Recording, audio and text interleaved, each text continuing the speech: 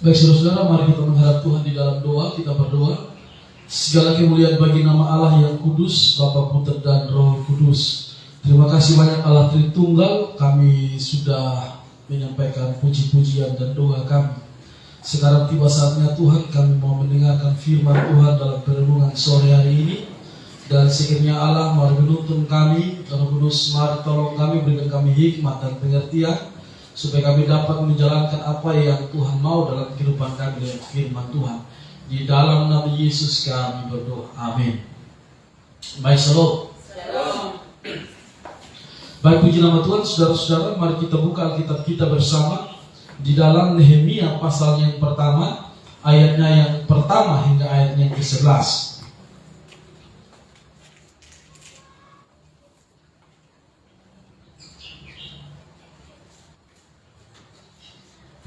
Nehemia pasalnya yang pertama, ayat yang pertama hingga ayat yang ke-11.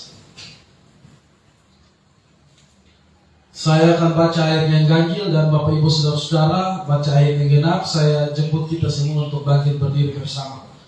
Nehemia pasal yang pertama, ayat yang pertama hingga ayat yang ke-11 di bawah perikop doa Nehemia bagi orang Israel. Riwayat Nehemia bin Hakhalia pada bulan Kislev tahun ke-20 ketika aku ada di Puri Susan. Ayat kedua. Datanglah Hanani seorang dari saudara-saudaraku dengan beberapa orang dari Yehuda. Aku menanyakan mereka tentang orang-orang Yahudi yang terluput, yang terhindar dari penawanan dan cerita Yerusalem. Kata mereka kepadaku, orang-orang yang masih tinggal di daerah sana yang terhindar dari penawanan ada dalam kesukaran besar dan dalam keadaan tercela. Tembok Yerusalem telah terbongkar dan pintu-pintu gerbangnya telah terbakar. Ketika mendengar berita ini, duduklah aku menangis dan terharu selama beberapa hari. Aku berpuasa dan berdoa menghadap Allah semesta langit. Kataku, ya Tuhan Allah semesta langit, Allah yang maha besar dan dahsyat, yang berpegang pada perjanjian dan kasih setianya terhadap orang yang kasih kepadanya dan tetap mengikuti perintah-perintahnya. Berilah telingamu dan bukalah matamu dan dengarkanlah doa hambamu yang sekarang kupanjatkan kehadiratmu siang dan malam bagi orang Israel, hamba-hambamu itu, dengan menanggung segala dosa yang kami orang Israel telah lakukan terhadapmu. Juga aku dan kaum keluargaku telah berbuat dosa. Kami telah sangat bersalah kepadamu dan tidak mengikuti perintah-perintah dan ketetapan-ketetapan dan peraturan-peraturan yang telah kau perintahkan kepada Musa hambamu itu. Ingatlah akan firman yang engkau pesan kepada Musa hambamu itu, yakni bila kamu berbuat setia, kamu akan kucerai-beraikan di antara bangsa-bangsa. Tetapi bila kamu berbalik kepadaku dan tetap mengikuti perintah-perintahku serta melakukannya, maka sekalipun orang-orang buanganmu ada di ujung langit, akan kukumpulkan mereka kembali dan kubawa ke tempat yang telah kupilih untuk membuat namaku diam di sana. Bukankah mereka ini hamba-hambamu dan umatmu yang telah kau bebaskan dengan kekuatanmu yang besar dan dengan tanganmu yang kuat? Ya Tuhan, berilah telingamu kepada doa hambamu ini dan kepada doa hamba-hambamu yang rela takut akan namamu, dan biarlah hambamu berhasil hari ini dan mendapat belas kasihan dari orang ini ketika aku ini juru minuman raja. Nah, saudara-saudara, silakan duduk kembali. Saudara-saudara, puji nama Tuhan, hari ini kita akan merenungkan firman Tuhan ini di bawah satu tema, yaitu doa yang mendatangkan jawaban versi Nehemia. Jadi kita akan belajar dalam konteks atau teks ini, saudara-saudara, bagaimana doa itu mendatangkan jawaban daripada Tuhan. Nah, saudara-saudara, memang kalau kita baca di dalam kitab Yeremia, terkhusus teks-teks yang tadi saya dan saudara sudah baca, itu terdapat satu problem dan satu persoalan. Sehingga ketika Nehemia mendengarkan berita itu, dia mulai terharu, dia mulai hancur hati dan sebagainya. Dan dia berdoa kepada Tuhan. Dan kalau kita baca selanjutnya, saudara-saudara, itu terlihat bahwa Tuhan itu menjawab doa daripada Nehemia tersebut. Nah, saudara-saudara, karena itu, saudara-saudara, kita akan belajar sore hari ini, yaitu doa yang mendatangkan jawaban versi dari Nehemia. Kita akan belajar khusus dalam teks ini. Nah, yang pertama saudara-saudara, doa yang mendatangkan jawaban itu doa yang seperti apa? Doa yang disertai dengan air mata. Nah, tentu saudara-saudara, saya tidak bermaksud bahwa air mata di sini air mata yang kita hanya menangis begitu saja. Tetapi air mata di sini adalah doa ketika orang yang sudah mencucurkan air mata, itu dia tanda bahwa orang itu hancur hati. Betul tidak? Nah, kalau kita lihat orang lain menangis, orang lain yang menangis, kalau kita lihat, kita sudah merasa hancur, kita sedih, kita terharu kalau lihat orang lain menangis. Nah, bagaimana dengan Tuhan? Tuhan itu pun demikian. Kasih Tuhan begitu lembut, hati Bapa begitu sangat lembut sekali.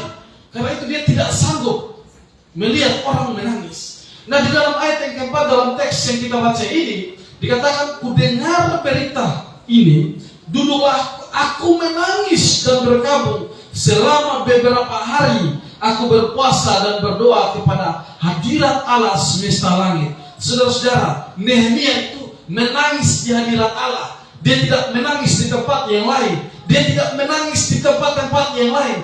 Dia melampiaskan semua keluh kesahnya. Dia melampiaskan apa yang menjadi curahan hatinya di hadapan Allah semesta langit.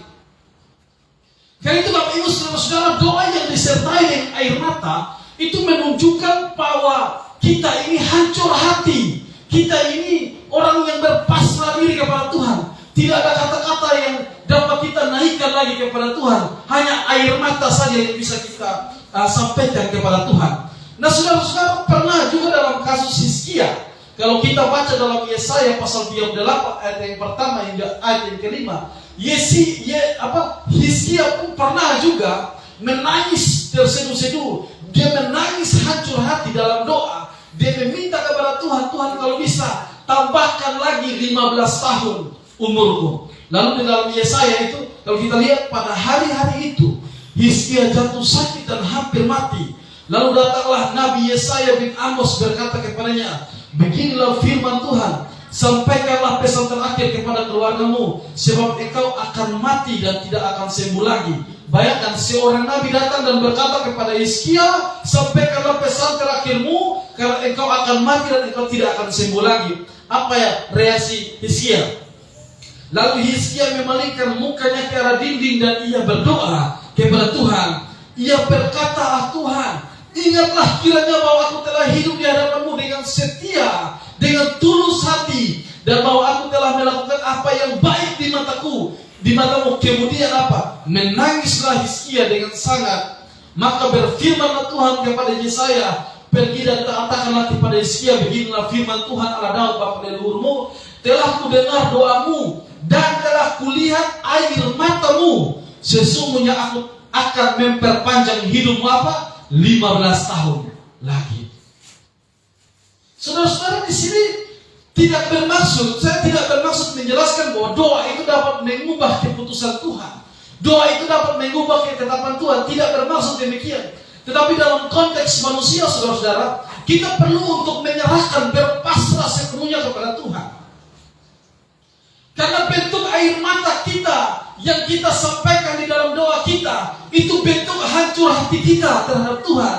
Dan percayakah saudara-saudara bahwa Tuhan itu melihat air mata saudara. Dan kalau Tuhan melihat air mata saudara, Tuhan tidak akan tega meninggalkan saudara yang hancur hati. Dan kita lihat bahwa Hizkia orang yang takut Tuhan. Ini orang yang takut Tuhan. Artinya kalau orang yang takut Tuhan beribadah atau berdoa sambil meneteskan air mata di hadapan Tuhan, dia sangat bergantung sepenuhnya pada Tuhan. Dan itu akan mendatangkan apa? Mendatangkan jawaban dari Tuhan. Kita lihat kasus yang lain, seperti Hana juga. Di dalam 1 Samuel 1 ayat 5-6, meskipun ia mengasihi Hana, ia memberikan Hana hanya satu bagian, sebab Tuhan telah menutup kandungannya. Tetapi madunya telah selalu menyakiti hatinya supaya ia gusar, karena Tuhan telah menutup kandungan Hana. Jadi Tuhan ini sudah menutup kandungan Hana. Lalu apa respon Hana? Dan dengan hati pedih ia berdoa kepada Tuhan sambil menangis terseduh-seduh. Ya, Ini menangis terseduh-seduh dari Hana ini tidak sama seperti kalau kita nonton TV, lalu kita sedih dan kita menangis. Itu berbeda, tangisan-tangisan seperti itu berbeda. Bukan tangisan seperti putus cinta, bukan tangisan karena orang tagih hutang, bukan tangisan karena dosa dan kesalahan yang kita buat, tetapi tangisan hancur hati. Karena apa? Kita berpasrah diri kepada Tuhan. Karena itu saudara-saudara, doa yang disertai dengan air mata itu akan membuat Tuhan tidak tega melihat kita. Amin. Tuhan tidak akan mungkin tega melihat kalau kita saja lihat orang lain menangis, saudara-saudara. Kita saja tidak tega melihat orang lain menangis. Bagaimana mungkin dengan Bapa di sorga melihat anak yang dikasihinya, orang-orang yang setia kepada Tuhan, datang dalam doa dengan penuh tangisan. Tentu tangisan di sini bukan tangisan secara harfiah. Saudara tidak harus mengerti secara harfiah, tetapi memang tangisan ini adalah suatu tangisan yang benar-benar menangis, satu perwakilan dari sikap hati bahwa seseorang itu benar-benar hancur hati di hadapan Tuhan. Hanya Tuhan yang bisa menolong kondisi kehidupan saya dan saudara. Amin. Dan itu saudara-saudara, di dalam Pemazmur juga berkata begini, dalam Mazmur 56 ayat 9, dia berkata, sengsaraku engkaulah yang menghitung-hitung. Lalu dikatakan, air mataku kau taruh di dalam kirbatmu. Bukankah semuanya telah kau daftarkan? Berarti tangisan orang percaya ini bukan sesuatu yang dianggap sepele, Bapak Ibu. Amin. Itu bukan dianggap sepele. Kita saking berdoa kepada Tuhan sambil air mata meneteskan itu, karena sudah tidak ada lagi kata-kata yang harus kita doakan. Begitu sesaknya di dalam kehidupan saya dan saudara. Batin kita begitu tersiksa, hati kita begitu pedih, dan pikiran kita seakan-akan sudah buntu, dan air mata kita yang menjelaskan semua kondisi kita. Dan percayalah saudara-saudara bahwa Tuhan melihat air mata saudara. Di dalam Mazmur pasal 126 ayat 5-6 bilang begini, orang-orang yang menabur dengan mencucurkan air mata akan menuai dengan bersorak-sorai. Orang yang berjalan maju dengan menangis sambil menabur benih pasti pulang dengan sorak-sorai sambil membawa berkas-berkasnya. Air mata orang percaya, saudara-saudara, air mata orang yang setia di hadapan Tuhan, air mata orang yang taat di hadapan Tuhan, itu bukan air mata yang sepele. Amin. Itu semua air mata akan membuat Tuhan melihat kepada saya dan saudara. Yesus pernah menegur seorang perempuan janda karena Yesus tidak tega melihat janda itu.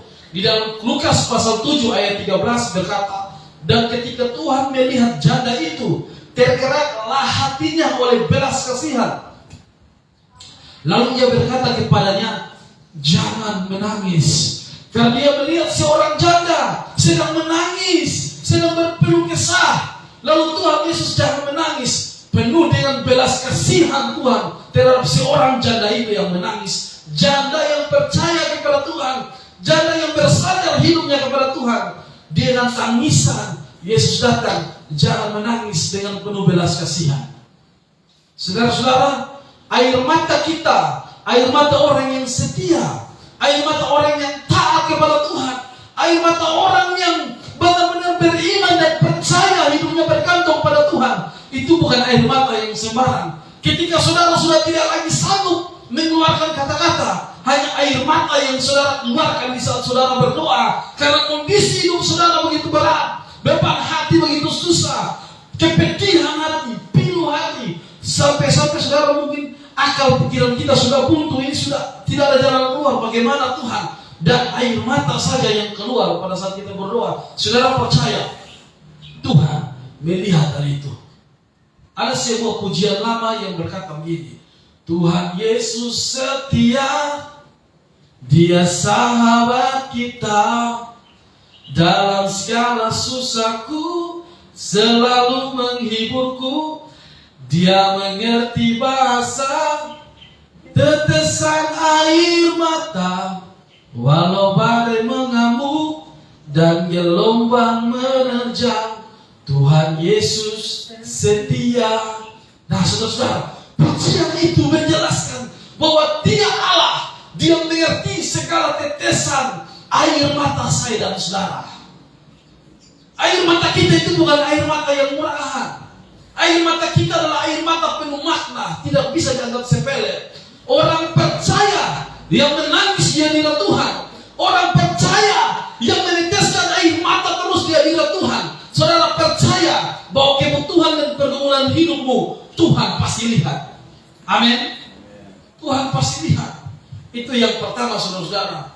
Versi Nehemia, doa yang mendatangkan jawaban. Versi Nehemia yang pertama, doa yang disertai dengan tetesan air mata. Tentu orang yang meneteskan air mata adalah orang yang percaya, orang taat yang meneteskan air mata, orang setia yang meneteskan air mata. Yang kedua, saudara-saudara, dari teks ini dalam kitab Yeremia pasal yang pertama ayat yang keempat, doa yang mendatangkan jawaban Tuhan adalah doa yang disertai dengan puasa. Nah, rupanya puasa ini juga hal yang penting, saudara-saudara. Bukan orang-orang seberang saja yang berpuasa. Ternyata rupanya di dalam perjanjian lama pun praktik tentang puasa ini menjadi hal yang penting di dalam kehidupan orang-orang percaya dalam perjanjian lama. Kita lihat ayat yang keempat. Ketika ku dengar berita ini, duduklah aku menangis dan berkabung selama beberapa hari. Aku berpuasa dan berdoa kehadirat Allah semesta langit. Nehemia lakukan apa? Dia berpuasa. Amin. Berarti puasa ini menjadi hal yang terpenting. Ada orang yang menganggap bahwa puasa karena tidak diharuskan dalam Alkitab, lalu diabaikan. Saudara-saudara, memang puasa itu tidak diharuskan, tetapi tidak berarti tidak boleh dilakukan. Orang yang berpuasa di dalam Alkitab, orang percaya yang berpuasa, itu menunjukkan bahwa dia mau menyekang hidupnya, dia mau menyekang keinginan dagingnya, dia mau menyekang hawa nafsunya. Itu simbol dari puasa. Pelajaran dari puasa itu seperti itu. Bukan sekedar tahan makan dan tahan minum, tetapi tahan pikiran kita yang kotor, tahan kata-kata yang kita kotor, tahan segala bentuk keinginan kita yang tidak mempermuliakan nama Tuhan. Nehemia seorang nabi yang luar biasa, dia saja berpuasa. Bahkan saudara-saudara, Yesus pernah berkata di dalam Matius pasal 17 ayat 21 bilang begini, jenis ini tidak dapat diusir kecuali dengan berdoa dan berpuasa. Memang dalam teks ini, saudara-saudara, itu dalam teks tanda kurung tegak. Tanda kurung tegak itu kalau kita belajar teologi lebih mendalam, itu adalah teks yang masih diragukan keasliannya. Tetapi saudara-saudara, tidak kebetulan teks ini muncul di sini. Saya percaya bahwa tidak kebetulan teks ini muncul, dan tidak kebetulan bahwa kata-kata berdoa dan berpuasa itu muncul. Meskipun para teolog kaliber itu, saudara-saudara, masih ada yang meragukan, ada yang menerima, ada yang menolak dan sebagainya, karena ada berbagai manuskrip yang ada teks ini, tapi ada manuskrip yang lain yang tidak ada teks ini. Tetapi saya percaya bahwa teks ini muncul dalam kitab suci saya dan salah, itu bukan kebetulan. Amin. Karena itu berarti puasa itu sangat penting bagi kehidupan orang percaya. Saya ini orang yang paling tidak suka puasa, karena menganggap puasa itu hanya sesuatu identik dengan gereja-gereja yang lain. Rupanya saudara-saudara, nabi-nabi saja berpuasa. Bahkan Tuhan Yesus saja, saudara-saudara, dia sebelum melakukan pelayanan, dia berpuasa selama 40 hari 40 malam. Tentu saudara-saudara, itu bukan menjadi keharusan bagi kita. Itu tidak harus, puasa itu tidak harus. Tetapi saudara-saudara, puasa itu diperbolehkan. Supaya apa? Itu bentuk penyerahan, pengekangan kehidupan kita, pengekangan diri kita di hadapan Tuhan, bahwa kita benar-benar mau tunduk, mau takut di hadapan Tuhan. Seperti itu. Memang tidak harus, tetapi tidak ada larangan untuk tidak boleh berpuasa. Amin. Doa yang mendatangkan jawaban dari Tuhan adalah doa yang disertai dengan puasa. Tapi Tuhan Yesus pernah menegur juga supaya puasa itu jangan munafik, jangan seperti orang munafik. Makanya dalam Matius 6 ayat 16 sampai 18 ada syarat-syarat, kriteria-kriteria dan puasa. Dan apabila kamu berpuasa, janganlah murah mukamu seperti orang munafik. Aku berkata kepadamu, sesungguhnya mereka sudah mendapatkan upah. Berarti puasa itu ada upah. Tetapi apabila engkau berpuasa, minyakilah kepalamu dan cucilah mukamu, supaya jangan dilihat orang bahwa engkau sedang berpuasa, melainkan hanya oleh Bapamu yang di sorga, di tempat yang tersembunyi. Maka Bapamu yang melihat dari tempat tersembunyi akan membalaskan kepadamu. Berarti puasa itu penting. Tetapi puasa itu penting tidak boleh dilakukan dengan hal-hal yang munafik. Ada orang, kalau kita lihat saudara-saudara di TV, video-video di YouTube, kalau ada orang lain yang puasa, itu orang lain yang repot. Mereka yang puasa dan orang lain yang repot. Ini yang Tuhan Yesus tentang hal ini. Kalau mau puasa itu khusus kau dengan Tuhan saja yang tahu, begitu. Jangan kau pamit bilang saya ada puasa. Jangan kau bikin muka lesu-leti seolah-olah orang tahu bahwa kau ini betul-betul dekat dengan Tuhan. Tidak. Tapi kau tidak minyakilah rambutmu supaya orang tidak tahu. Tetaplah berseri-seri supaya orang tidak tahu kau ada puasa. Biarkan saja Bapa di surga itu melihat dan menilai bahwa kamu sedang berpuasa. Jadi puasa itu bukan sekedar tahan makan dan tahan minum, saudara-saudara. Tapi puasa itu adalah belajar menyekam diri saudara-saudara itu untuk tetap tunduk kepada kehendak Tuhan. Itu puasa. Amin.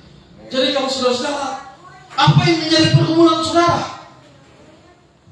Doalah. Saudara, tidak usah ragu kalau saudara mau meneteskan air mata di hadirat Tuhan. Teteskanlah air matamu itu. Jika ada kata-kata yang tidak lagi saudara sanggup untuk ucapkan, teteskan saja air mata itu karena Tuhan tahu Dia mengerti segala bahasa. Jika keinginan daging saudara masih membatasi saudara untuk tidak menyikam diri, puasalah.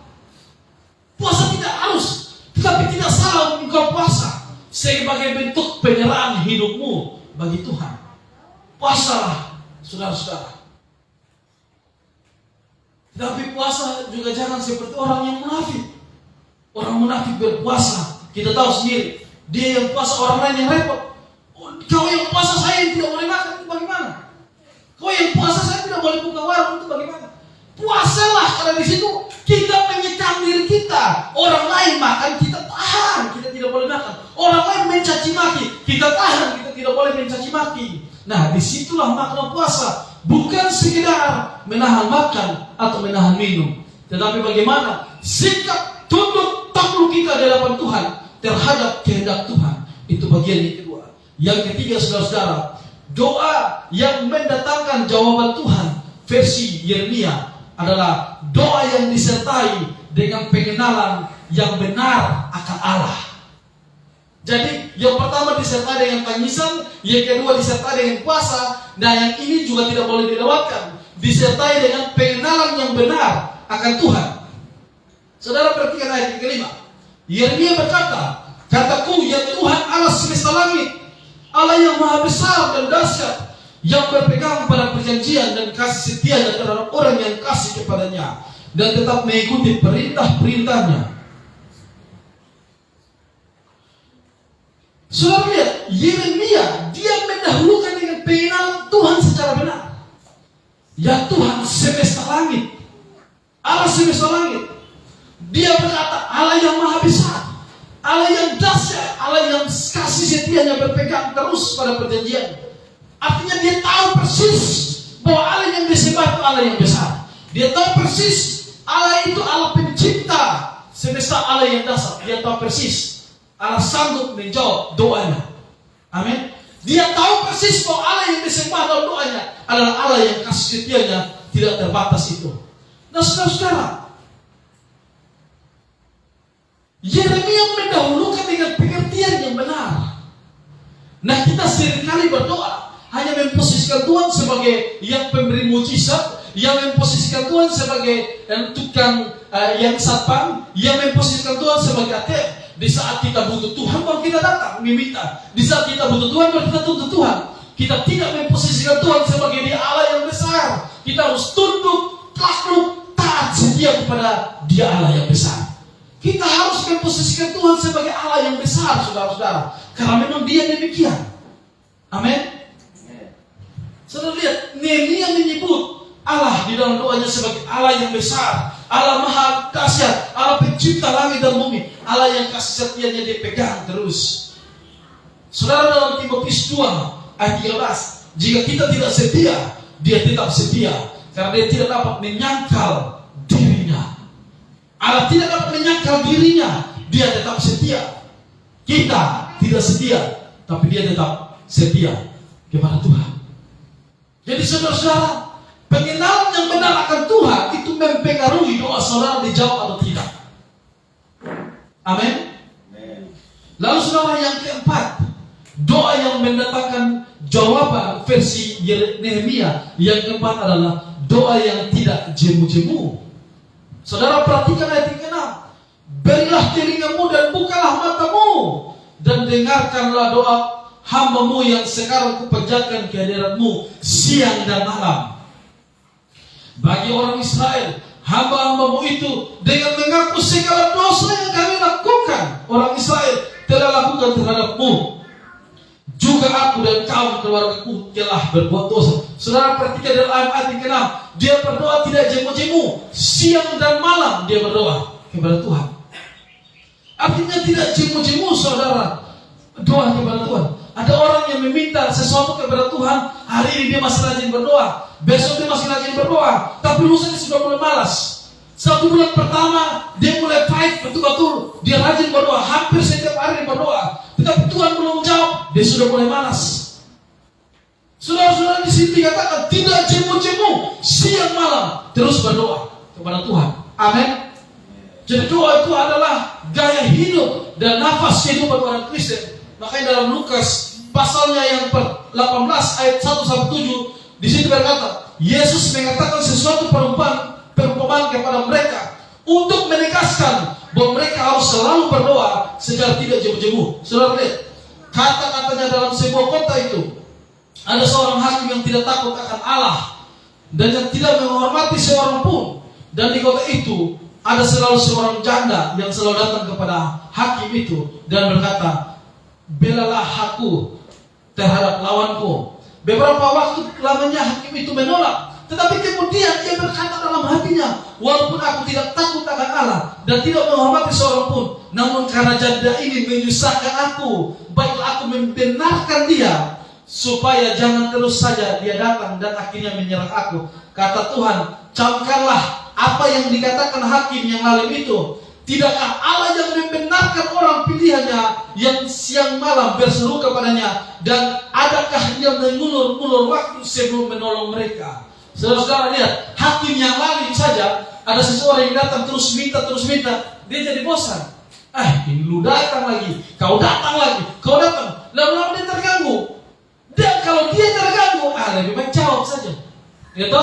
Ada seorang pengamen, saudara-saudara, suaranya jelek sekali, main musiknya juga jelek. Jadi ada seorang bapak, saudara, seorang seniman.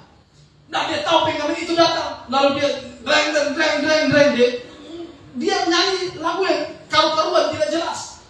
Lalu supaya ini bisingan bapak yang seniman ini sudah supaya tidak terganggu, dia kasihlah 10.000, kau jalan sudah. Artinya apa, saudara? Kalau yang manusia saja tahu, kalau orang datang terus, kita kasih. Betul tidak? Bapa di surga pun demikian. Kalau kita datang dengan tidak jemu-jemu di dalam doa, dengan pengenalan akan Allah, dengan sikap yang benar, saudara, dia pasti menjawab doa saya dan saudara. Amin. Dia pasti menjawab doa saya dan saudara. Kenapa? Karena doa yang tidak jemu-jemu itu akan menggugah hati Tuhan. Tuhan tidak akan tega melihat orang-orang yang dikasihinya, orang-orang percaya yang selalu meminta terus kepada Tuhan dan Tuhan tidak tolong. Mustahil, saudara-saudara. Memang di dalam kitab suci ada konteks-konteks tertentu yang dimana Allah tidak menjawab doa, tetapi saudara-saudara, itu pasti ada tujuan-tujuan khusus. Sebagaimana Paulus meminta kesembuhan dan Tuhan tidak jawab, tetapi Tuhan bilang, cukuplah dalam kelemahanmu kasih karuniaku menjadi sempurna. Artinya apa? Cukuplah kasih karuniaku padamu, sebab dalam kelemahanmu lah. Kita coba lihat di ayatnya itu, saudara-saudara.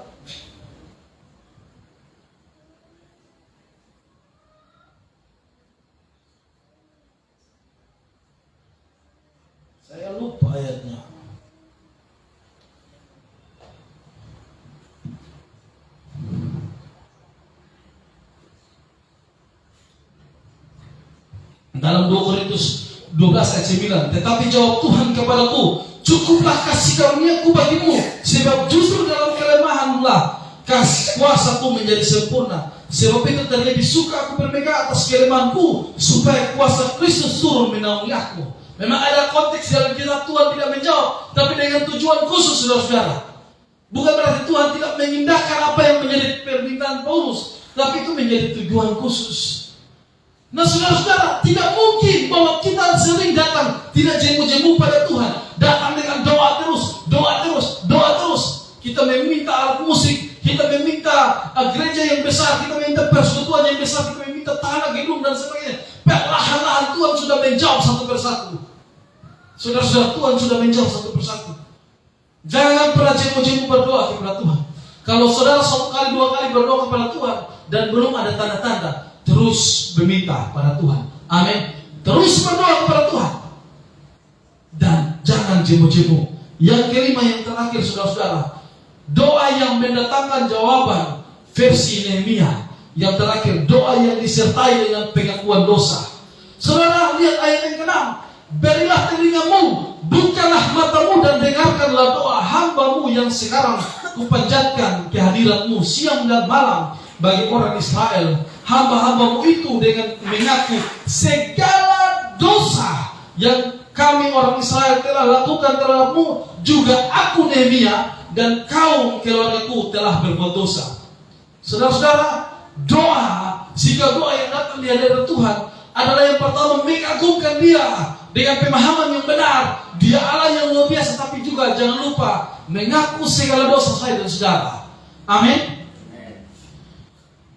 Mengaku dosa saya dan saudara. Di dalam Yesaya 59 ayat 1-2 berkata, sesungguhnya tangan Tuhan tidak kurang panjang untuk menyelamatkan, dan pendengarannya tidak kurang tajam untuk mendengar. Tetapi yang merupakan pemisah antara kamu dan Allahmu ialah segala kejahatanmu, dan yang membuat Dia menyembunyikan diri terhadap kamu sehingga Ia tidak mendengar ialah segala dosamu. Artinya bukan tangan Tuhan tidak kurang panjang, pendengaran Tuhan tidak kurang tajam, tetapi karena yang memisahkan kita dan Tuhan adalah apa?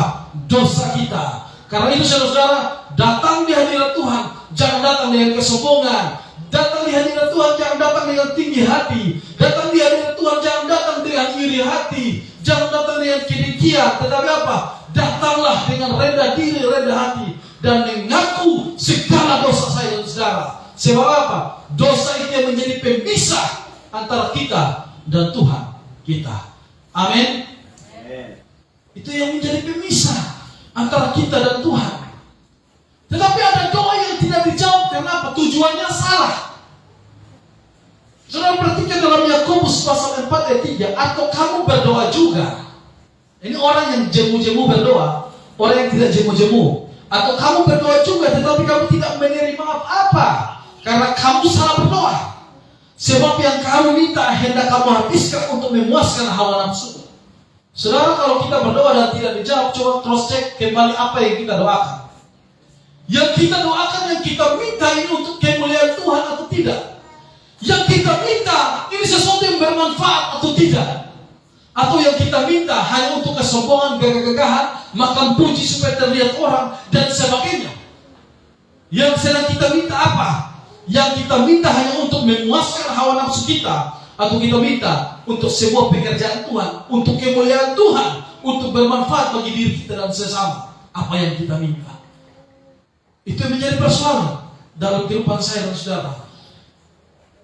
Yakobus 5:16 berkata, karena itu hendaklah kamu saling mengaku dosa dan saling mendoakan supaya kamu sembuh.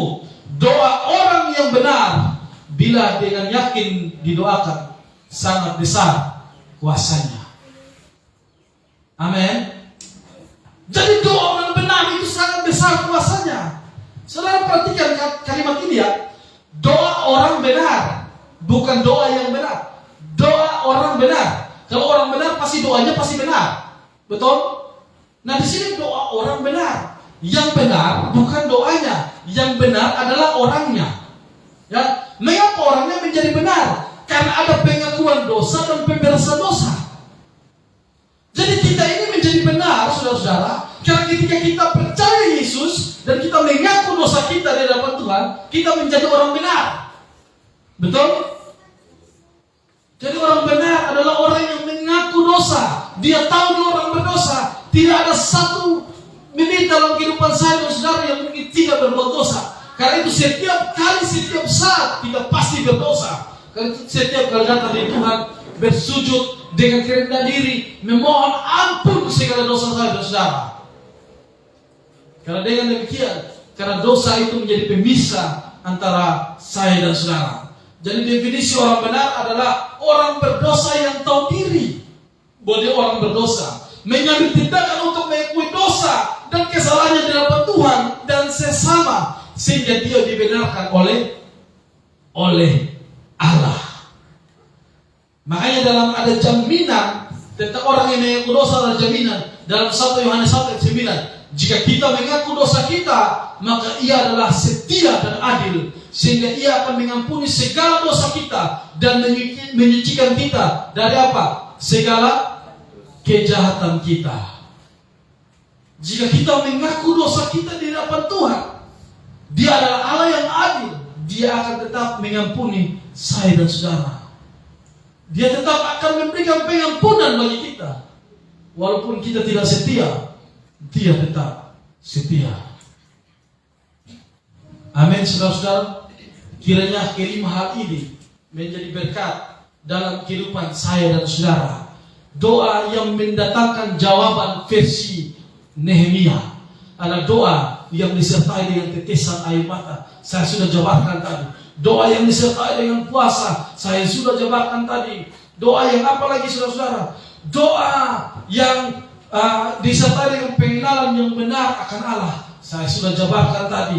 Doa yang tidak jemu-jemu, saya sudah jabarkan tadi. Doa yang apa? Doa yang disertai dengan pengakuan dosa kepada Tuhan. Amin. Mari kita berdoa. Segala kemuliaan bagi nama-Mu yang kudus, Tuhan. Kami sudah